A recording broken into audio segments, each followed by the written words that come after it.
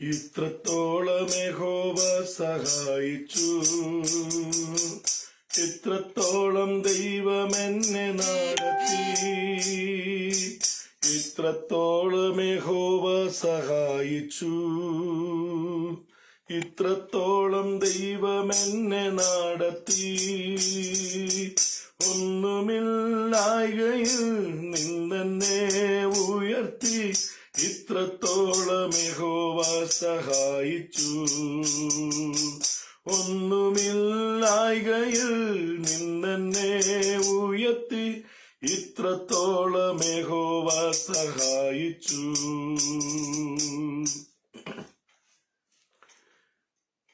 നമുക്ക് പ്രാർത്ഥിക്കാം. പിതാവിന്റെയും പുത്രന്റെയും പരിശുദ്ധാത്മാവിന്റെയും നാമത്തിൽ തന്നെ ആമേൻ.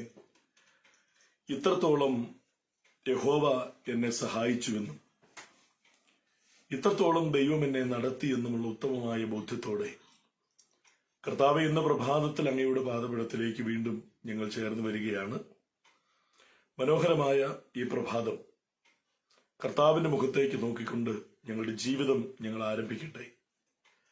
ഞങ്ങളുടെ ജീവിതത്തിൽ വന്ന എല്ലാ ബലഹീനതകളിലും അങ്ങയുടെ ബലം പകരുകയും ഭയപ്പെടാതെ മുൻപോട്ട് ജീവിക്കുവാൻ കൃപയൊരുക്കുകയും ചെയ്തതുകൊണ്ട് അവിടുത്തെ ഹിതത്തിന്, അവിടുത്തെ ഇഷ്ടത്തിന് ഞങ്ങളുടെ ഇഷ്ടത്തെ വിധേയപ്പെടുത്തിക്കൊണ്ട് ഓരോ ദിനങ്ങളിലും ജീവിക്കുവാൻ ഇടവരുത്തുന്നതുകൊണ്ട് നന്ദി അർപ്പിക്കുന്നു. കർത്താവേ, നിന്റെ മുഖത്തേക്ക് പ്രത്യാശയോടെ ഞങ്ങൾ നോക്കട്ടെ. മഹത്വം അങ്ങേക്ക് അർപ്പിക്കുന്നു, യേശു തമ്പുരാന്റെ വിലയേറിയ നാമത്തിൽ തന്നെ ആമേൻ. കർത്താവിന്റെ പരിശുദ്ധമായ നാമം വാഴ്ത്തപ്പെടുമാറാകട്ടെ. ഇന്ന് പ്രഭാതത്തിലും ദൈവത്തിന്റെ തിരുസന്നിധിയിൽ ഒരുമിച്ച് കൂടുവാൻ കർത്താവ് നമുക്ക് വിലയേറിയ ഒരവസരമാണ് നൽകിയത്. നിങ്ങളെല്ലാവരെയും വളരെ സന്തോഷത്തോടെ ഈ പ്രഭാത പ്രാർത്ഥനയിലേക്ക് ഞാൻ സ്വാഗതം ചെയ്യുന്നു. നമുക്ക് ഒരുമിച്ച് ചേർന്ന് ദൈവനാമത്തെ മഹത്വപ്പെടുത്താം. നമുക്ക് വളരെ പരിചയമുള്ളൊരു പാട്ടാണ്. യേശുവോട് ചേർന്നിരിപ്പത് എത്ര മോദമേ, എന്റെ യേശുവിനായി ജീവിക്കുന്നത് എത്ര ഭാഗ്യമേ. നമുക്ക് ഒരുമിച്ച് പാടി നമ്മുടെ കർത്താവിന്റെ നാമത്തെ നമുക്ക് ആരാധിക്കാം.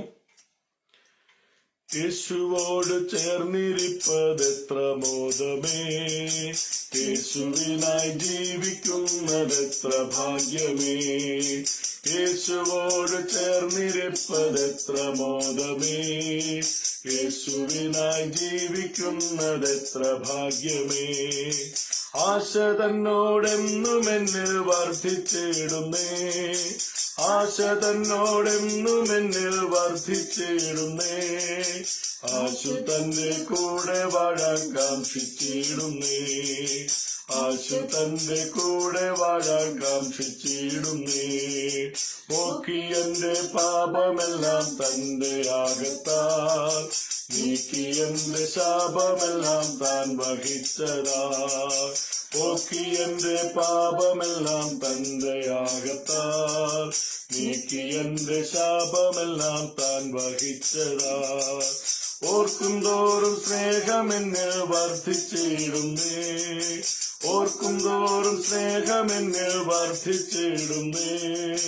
പാർക്കുന്നേ തൻ കൂടെ വാഴാനെന്നു സാധ്യമോ, പാർക്കുന്നേ തൻ കൂടെ വാഴാനെന്നു സാധ്യമോ.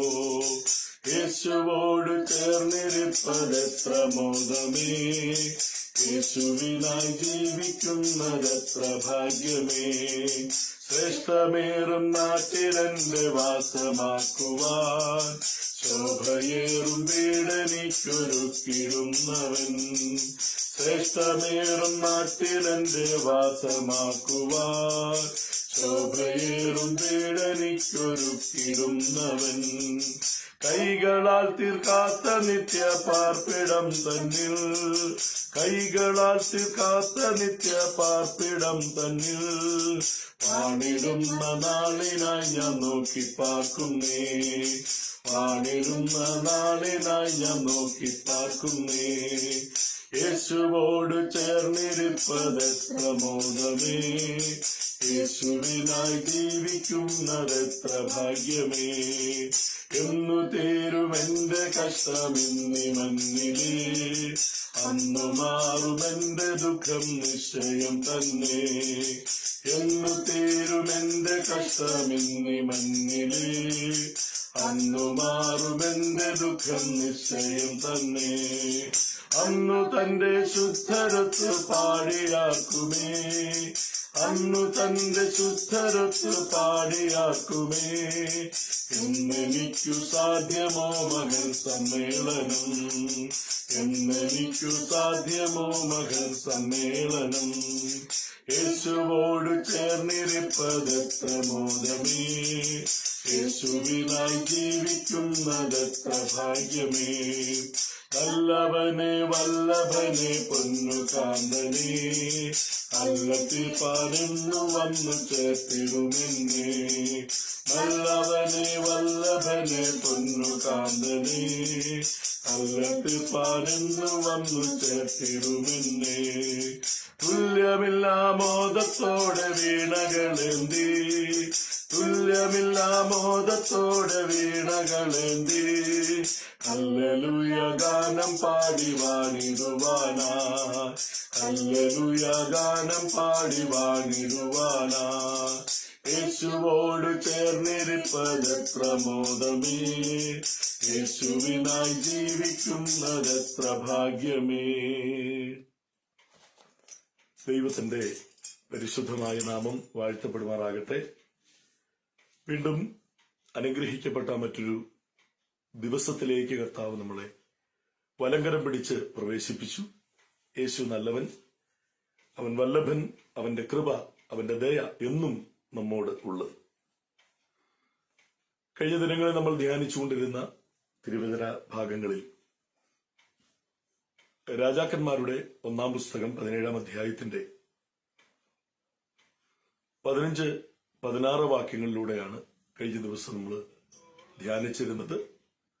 അത് ഏറ്റവും പ്രധാനപ്പെട്ട ഇന്നലെ ഞാൻ നിങ്ങളുമായി പങ്കുവച്ചപ്പോൾ നമ്മുടെ ഇഷ്ടം ദൈവത്തിന്റെ ഇഷ്ടത്തോട് വിധേയപ്പെടുന്ന നിമിഷം ദൈവത്തിന്റെ നന്മ നമ്മിലേക്ക് ദൈവം വെളിപ്പെടുത്തും എന്ന ആലോചനയായിരുന്നു ഇന്നലെ നിങ്ങളോട് ഞാൻ പറഞ്ഞിരുന്നു.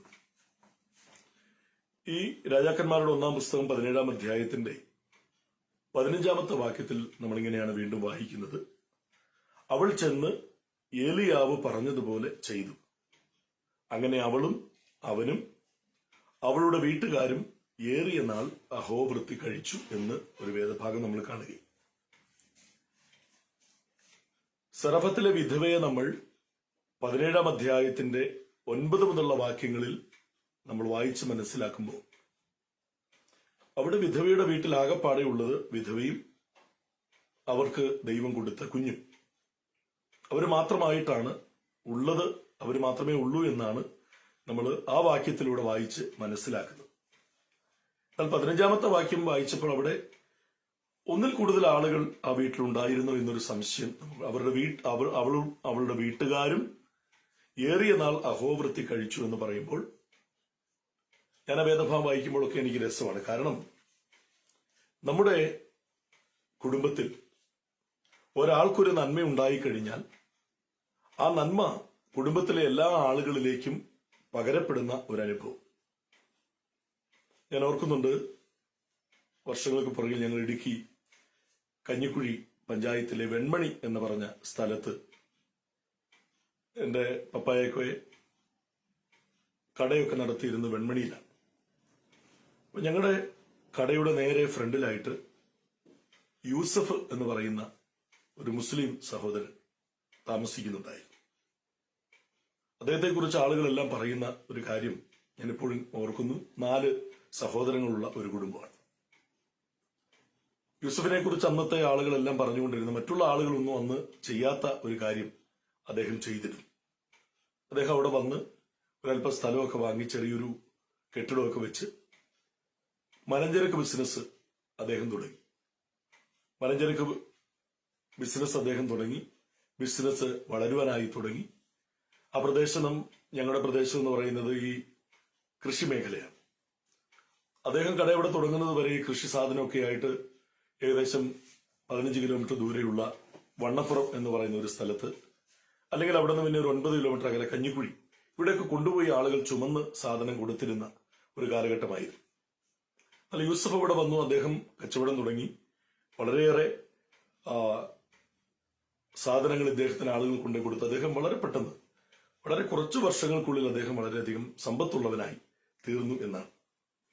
സമ്പത്തുണ്ടായി കഴിയുമ്പോൾ അദ്ദേഹം ചെയ്ത അദ്ദേഹത്തിന്റെ 3-4 സഹോദരങ്ങളും ഒരു 2-3 സഹോദരിമാരും അദ്ദേഹത്തിനുണ്ട്. ഇദ്ദേഹം ഇവരെല്ലാം അദ്ദേഹത്തിന്റെ വീട്ടിലേക്ക് കൊണ്ടുവന്നു. അവിടെ നിർത്തിക്കൊണ്ട് എന്റെയൊക്കെ ഓർമ്മയിൽ അദ്ദേഹത്തിന്റെ വീട്ടിൽ സഹോദരങ്ങളായിട്ട് 5-8 ആളുകൾ എപ്പോഴും ഉണ്ട്. അദ്ദേഹം മൂത്തയാളാണ്, കല്യാണം കഴിച്ചു, അദ്ദേഹത്തിന് 2 മക്കളുണ്ട്. പക്ഷെ അദ്ദേഹത്തിന്റെ സഹോദരങ്ങളും എപ്പോഴും ഇദ്ദേഹത്തിന്റെ കൂടെ ഉണ്ടായി. അവർക്കെല്ലാം അവിടെ നിർത്തിക്കൊണ്ട് തന്നെ പഠിപ്പിച്ച് അവർക്ക് മിക്ക ആളുകളും തന്നെ അവർ വിദേശത്തേക്ക് പറഞ്ഞു വിടുകയും അങ്ങനെ ഈ ഒരു സഹോദരനാൽ ആ കുടുംബം മുഴുവൻ, അദ്ദേഹത്തിന്റെ 8-9 സഹോദരന്മാരെല്ലാം നന്മ അനുഭവിക്കുകയും ചെയ്തു. അവരെല്ലാം ഇപ്പോൾ ചോദിച്ചാലും പറയും, യൂസഫണ്ണൻ ഉണ്ടായിരുന്നതുകൊണ്ടാണ് ഞങ്ങളെല്ലാം രക്ഷ പ്രാപിച്ചത് എന്ന് പറയുന്ന ഒരു സ്വഭാവവും ഞങ്ങൾ കണ്ടിട്ടുണ്ട്. ഒരുപക്ഷെ അത് വർഷങ്ങൾക്ക് പുറകിൽ നടന്ന കാര്യമായിരിക്കും. ഇന്നത്തെ കാലത്ത് അത് നടക്കുമോ എന്ന് ചോദിച്ചാൽ, ഇന്നത്തെ കാലത്തിന്റെ ഒരു പ്രത്യേകത എന്താണെന്ന് അറിയാമോ? ഇന്ന് സെൽഫിയുടെ യുഗമാണ്. സെൽഫിയുടെ യുഗം എന്ന് പറഞ്ഞാൽ എന്താണ്?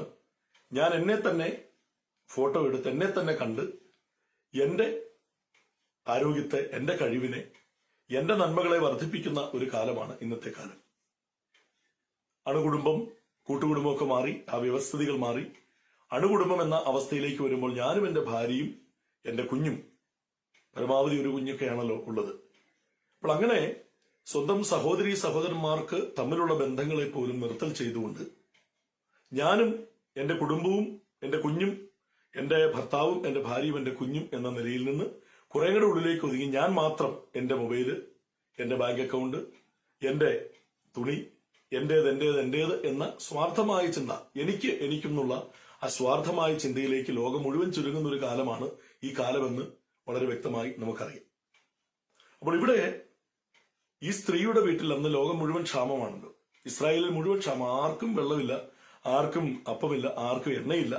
അങ്ങനെ അത്രമാത്രം പ്രതിസന്ധി ഉള്ള സമയത്താണ് ദൈവാനുഗ്രഹത്താൽ ഏലിയാവിന്റെ സാന്നിധ്യം കൊണ്ട് ഈ സറാഫത്തിലെ അമ്മയുടെ വീട്ടിൽ ഭക്ഷണമുള്ളത്.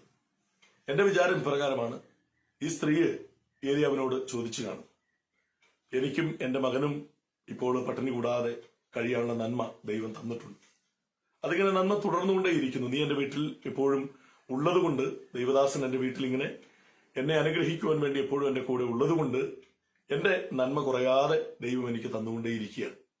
അപ്പോൾ ചോദിച്ചു കാണും, ഇത് ഞാൻ മാത്രം ഭക്ഷണം കഴിച്ചാൽ, വിധവയാണെങ്കിലും എനിക്കെന്റെ സഹോദരങ്ങളുണ്ട്, എനിക്കെന്റെ ഭർത്താവിന്റെ കുടുംബക്കാരുണ്ട്, അല്ലെങ്കിൽ എനിക്ക് ചാർച്ചക്കാരുണ്ട്, അവരൊക്കെ അടുപ്പിൽ പുക ഇല്ലാത്ത വിധത്തിൽ വേദനയോടുകൂടി ഭാരപ്പെടുകയാണ്. എനിക്കിവിടെ വലിയ കുഴപ്പമില്ലാത്ത അവസ്ഥയാണ്. അപ്പോൾ ദൈവദാസനോട് ചോദിച്ചു കാണും, അവർക്കും കൂടെ വേണ്ടുന്നത് ഞാൻ ഉണ്ടാക്കി നൽകിക്കോട്ടെ.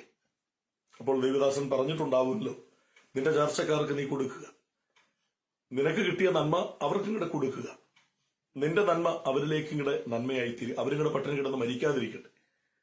അപ്പോൾ അങ്ങനെ ഒരു സംഭാഷണമൊക്കെ അതിൻ്റെ അകത്ത് ഉണ്ടായി കാണും. അങ്ങനെ അതുകൊണ്ടാണല്ലോ 15-ാമത്തെ വാക്യത്തിൽ പറയുന്നത്, അങ്ങനെ അവളും അവനും അവളുടെ വീട്ടുകാരും ഏറിയ നാൾ അഹോവൃത്തി കഴിച്ചു. എന്റെ ജീവിതത്തിൽ ഒരു നന്മ ദൈവം തമ്പുരാൻ വെളിപ്പെടുത്തിയപ്പോൾ ആ നന്മ എന്റെ കുടുംബാംഗങ്ങളിലേക്കെങ്കിലും മറ്റുള്ളവരിലേക്കെങ്കിലും പകരുന്ന ഒരു അനുഭവം. പ്രിയരെ, ഞാൻ ഉപവാസ പ്രാർത്ഥനയിൽ എപ്പോഴും ചെയ്യാറുള്ള ഒരു കാര്യമാണ്, എന്റെ ഉപവാസത്തിൽ പങ്കെടുക്കുന്ന ആൾക്കാരോടെല്ലാം ഞാൻ പറയും, നിങ്ങളുടെ ചാർച്ചക്കാരിലേക്ക് നിങ്ങളുടെ മനസ്സ് ഒന്ന് കൊണ്ടുപോവുക. നമുക്കറിയാം, നമ്മുടെ കുഞ്ഞുങ്ങൾ നമ്മുടെ കുടുംബത്തിൽ എത്ര ആളുകളുമായി പരിചയമുണ്ട്, ബന്ധമുണ്ട് എന്ന് ചോദിച്ചാൽ ഇന്നത്തെ സാമൂഹിക വ്യവസ്ഥിതിയിൽ എന്റെ കുടുംബത്തിലെ എത്ര ആളുകളെ എന്റെ മക്കൾക്ക് പരിചയമുണ്ട്, എന്റെ ഭാര്യയുടെ കുടുംബത്തിലെ എത്ര ആളുകളെ എന്റെ മക്കൾക്ക് പരിചയമുണ്ട് എന്ന് ഒന്ന് ചോദിച്ചാൽ, ബന്ധങ്ങൾ ഇന്ന് പഴയതുപോലെ വിശാലമല്ല. പരമാവധി എന്റെ മക്കള്, എന്റെ അപ്പനെ, എന്റെ അമ്മയെ, എനിക്ക് ദൈവം തന്ന സഹോദരങ്ങളെ ഒഴികെ അവരുടെ കുടുംബത്തിലെ അല്ലെങ്കിൽ എന്റെ ചാർച്ചക്കാരെ പലരെയും എന്റെ മക്കൾക്ക് അറിയില്ല. ഇന്ന് അങ്ങനത്തെ ഒരു കാലമാണ്. അവരിൽ ആരെങ്കിലും ദുരിതത്തിലാണോ കഴിയുന്നത്? എന്റെ അമ്മയുടെ അടുത്ത ബന്ധത്തിൽപ്പെട്ട ആളുകൾ, എന്റെ അപ്പന്റെ അടുത്ത ബന്ധത്തിൽപ്പെട്ട ആളുകൾ, അവരുടെ അവസ്ഥ എന്താണ്? അവർ സ്വസ്ഥമായിട്ടാണോ കഴിയുന്നത്? അവർക്ക് നന്മയുണ്ടോ? അവർ വേദനപ്പെടുന്നുണ്ടോ? അല്ലെങ്കിൽ ഈവൻ ഞാൻ എന്റെ ജനത്തോട് പറയാറുള്ള, അവരിൽ ആരെങ്കിലും സ്വർഗാനുഭവം നഷ്ടപ്പെട്ട് ദൈവത്തിൽ നിന്ന് അകന്നു കഴിയുന്നുണ്ടോ? നമ്മളെ സംബന്ധിച്ചൊരു ക്രിസ്തീയ വിശ്വാസികൾ എന്നുള്ള നിലയിൽ ഞാൻ എപ്പോഴും അവരോട് പറയാറുണ്ട്, ഞാൻ വേദപുസ്തകം വായിച്ച് ധ്യാനിക്കുമ്പോൾ ലൂക്കോസിന്റെ സുവിശേഷത്തിൽ ധനവാന്റെയും ലാസറിന്റെയും കഥ പഠിക്കുമ്പോൾ അവിടെ ധനവാനുണ്ടായിരുന്ന ഒരു മാനസിക വേദന. അദ്ദേഹം അബ്രഹാം പിതാവിനോട് പറയുന്നുണ്ടല്ലോ, കർത്താവേ, ഈ ലാസർ ഇപ്പോൾ നിന്റെ മടിയിൽ ഇരിക്കുന്നു, സ്വസ്ഥത അനുഭവിക്കുന്നു. ഞാൻ ഭൂമിയിൽ എന്റെ ജീവിതം അത്ര നല്ലതല്ലായിരുന്നത് കൊണ്ട് ഞാൻ യാതനാ സ്ഥലത്ത് വരികയാണ്. എനിക്കൊരു കാര്യം ഉറപ്പാണ്, ഞാൻ ഈ യാതനാ സ്ഥലത്ത് വന്നു, എന്റെ സഹോദരീ സഹോദരങ്ങളും നിശ്ചയമായും ഈ യാതനാ സ്ഥലത്തേക്ക് പോകുമെന്ന് എനിക്ക് നല്ല ഉറപ്പാണ്. കാരണം ഞങ്ങൾ കുടുംബമായി അങ്ങനെ ജീവിച്ചവരാണ്. അപ്പോൾ എനിക്ക് വന്ന ഈ അവസ്ഥ, ഈ യാതനാ സ്ഥലത്ത് എനിക്ക് വന്ന അവസ്ഥ എന്റെ സഹോദരങ്ങൾക്ക് വരരുത് എന്നെനിക്ക് വലിയ ആഗ്രഹമുണ്ട്. അതുകൊണ്ട് ഈ ലാസറിനെ മരിച്ചുപോയവരിൽ ഈ ഒരാളെ എന്റെ സഹോദരങ്ങളുടെ അടുക്കൽ നിന്ന് പറഞ്ഞു വിട്ടാൽ അവരെങ്കിലും നന്നാകും, അവർക്ക് ഈ ഗതി വരല് എന്ന് പറയുന്ന ഒരു ഭാഗം നമ്മുടെ കർത്താവ് ശിഷ്യന്മാരെ പഠിപ്പിക്കും. ധനവാന്റെയും ലാസറിന്റെയും കഥ അവിടെ പറയുന്ന ഒരു കാര്യമുണ്ട്.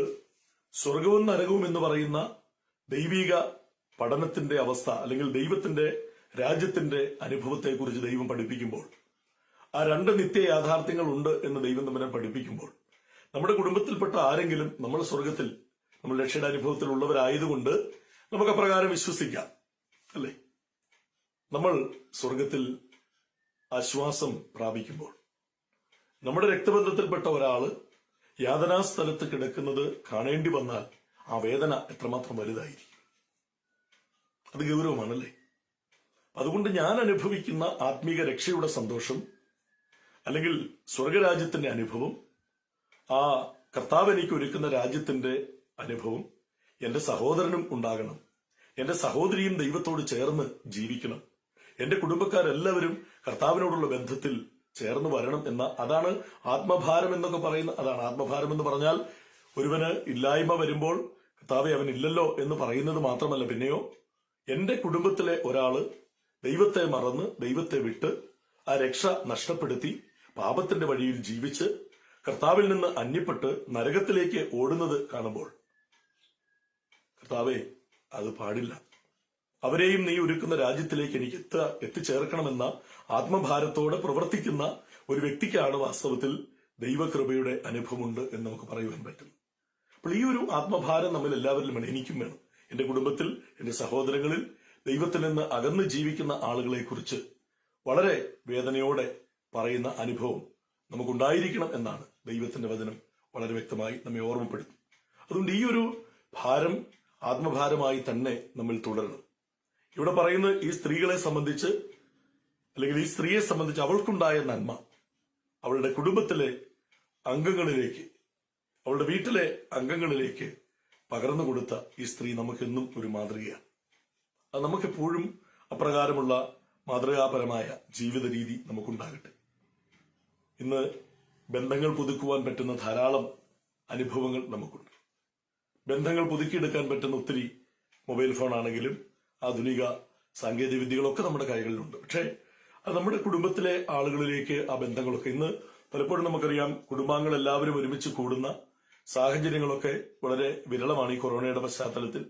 എങ്കിലും ബന്ധങ്ങൾക്ക് ഈ ഒരുമിച്ച് കൂടുന്നില്ല എന്നതുകൊണ്ടൊന്നും ഒരിക്കലും ബന്ധങ്ങളുടെ ആഴം നഷ്ടപ്പെടുന്നില്ല.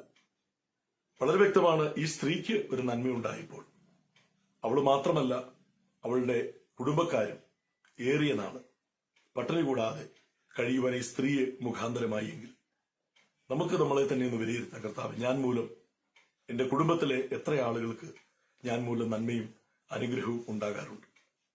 എന്റെ കുടുംബാംഗങ്ങളുടെ ജീവിത സാഹചര്യങ്ങളിൽ അവർക്ക് വേണ്ടി ഇടപെടുവാൻ, അവരെയും കൈത്താങ്ങുവാൻ, അവർക്ക് വേണ്ടിയും ഈവൻ ഒന്ന് പ്രാർത്ഥിക്കാനെങ്കിലും ഞാൻ സമയം വേർതിരിക്കാറുണ്ട്. ആഴ്ചയിൽ ഒരിക്കൽ നമ്മുടെ അമ്മ വഴിയുള്ള ബന്ധങ്ങളെയും, അപ്പൻ വഴി ദൈവം തമ്പുരാൻ നമുക്ക് തന്ന ബന്ധങ്ങളെയും, നമ്മുടെ ചാർച്ചക്കാരെയും, അവരുടെയൊക്കെ പേരുകളൊന്ന് ഓർത്തു വെച്ച് അവർക്ക് വേണ്ടി പേര് പറഞ്ഞ് ദൈവത്തോടൊന്ന് പ്രാർത്ഥിക്കാൻ ആഴ്ചയിൽ ഒരിക്കൽ വീതം നമുക്കൊന്ന് പരിശ്രമിക്കാം. അവർക്ക് നന്മയുണ്ടാകട്ടെ. നമ്മുടെ പ്രാർത്ഥനയിലൂടെ ദൈവം തമ്പുരാൻ നമ്മെ നടത്തുന്നു. അതുപോലെ അവർക്കും സമാധാനവും സന്തോഷവും നന്മകളും അനുഗ്രഹങ്ങളും ഉണ്ടാകുവാൻ നമ്മുടെ കുടുംബത്തിലെ ഓരോരുത്തർക്കും രക്ഷ നൽകുന്ന ദൈവത്തിന്റെ കരം അവരോടൊപ്പം ഇരിക്കാൻ, അവരുടെ പേരുകൾ എഴുതി വെച്ച് അവരുടെ അവസ്ഥ എന്താണെന്ന് മനസ്സിലാക്കി അവർക്ക് വേണ്ടി പ്രാർത്ഥിക്കുന്ന, അവരെയും കരുതുന്ന ഒരു മനസ്ഥിതി നമുക്കുണ്ടാകട്ടെ എന്നുള്ള ആശംസയോടെ ആ ഒരു ആത്മഭാരം നമ്മുടെ മനസ്സിലുണ്ടാകട്ടെ. നമ്മുടെ അപ്പന്റെ കുടുംബക്കാരെങ്ങനെയാണ്, അവര് ഒന്നാമത് ചിന്തിക്കേണ്ട അവർ ദൈവത്തിൽ നിന്ന് അകന്നാണോ കഴിയുന്നത്? ദൈവത്തെ അവർക്ക് ആർക്കെങ്കിലും അറിയുവാൻ പറ്റിയിട്ടുണ്ടോ? രണ്ടാമത് അവരുടെ ഭൗതിക കാര്യങ്ങളിൽ അവർ വേദനപ്പെടുന്നുണ്ടോ? അവരുടെ പ്രതിസന്ധിയിൽ ഈ സ്ത്രീയെ പറഞ്ഞതുപോലെ എനിക്ക് ഇപ്പോൾ പട്ടിണിയില്ല, നിങ്ങളും എന്റെ കൂടെ വന്ന് ഭക്ഷണം കഴിച്ചു പോവുക. ആ ഒരു ഭൗതികമായ ഒരു അന്വേഷണം. നമ്മുടെ അമ്മയുടെ ചാർച്ചക്കാരായി അമ്മയുടെ വഴിയിൽപ്പെട്ട ആളുകൾ എങ്ങനെയാണ് ജീവിക്കുന്നത്? അവരുടെ അവസ്ഥ എന്താണ്? ദൈവത്തെ മറന്ന് ആരെങ്കിലും ജീവിക്കുന്നുണ്ടോ? അവരുടെ ഭൗതിക നന്മ നഷ്ടപ്പെട്ട് ആരെങ്കിലും എപ്രകാരമെങ്കിലും വേദനയോടെ കണ്ണുനീരോടെ കഴിയുന്നുണ്ടോ? ഇതൊക്കെ ഒന്ന് അന്വേഷിക്കാൻ ദൈവമക്കൾ എന്നുള്ള നിലയിൽ ഈ വചനം നമ്മളെ ഉത്ബോധിപ്പിക്കുന്നു. കർത്താവിന്റെ കൃപയിൽ നമുക്ക് നമ്മെ തന്നെ സമർപ്പിക്കാം. ദൈവകൃപയിൽ ആശ്രയിച്ച് നമുക്ക് മുൻപോട്ട് പോകാം. ക്ഷാമകാലത്ത് എനിക്ക് നന്മ ദൈവം തമ്പുരാൻ തരുമ്പോൾ എന്റെ കുടുംബത്തിൽപ്പെട്ട ആളുകളെ വിശാലാർത്ഥത്തിൽ എന്റെ വിശ്വാസ സമൂഹത്തിൽപ്പെട്ട ആളുകളെ, അല്ലെങ്കിൽ എന്റെ സഭാ സമൂഹത്തിൽപ്പെട്ട ആളുകളെ, അങ്ങനെയല്ല എന്റെ ചാർച്ചക്കാരെ, എന്റെ ചുറ്റുപാടുമുള്ള ആളുകളെ ഒക്കെ ഈ ഒരു അനുഭവത്തിൽ കൊണ്ടുവന്ന് അവരുടെ സൗഖ്യം അന്വേഷിച്ച് അവരുടെ നന്മ തേടി അവർക്കും അനുഗ്രഹം ഉണ്ടാകണമേ എന്നുള്ള പ്രാർത്ഥനയോടെ മുൻപോട്ട് പോകുവാൻ നമുക്ക് പരിശ്രമിക്കാം. ദൈവം അങ്ങനെ നമ്മെ ലോകത്തിന്റെ വെളിച്ചമായി നിലനിർത്തട്ടെ. അവിടുത്തെ കൃപ നമ്മുടെ മേൽ പകരട്ടെ എന്നുള്ള പ്രാർത്ഥനയോടെ തിരുവചന ശുശ്രൂഷ ഞാൻ അവസാനിപ്പിക്കുക.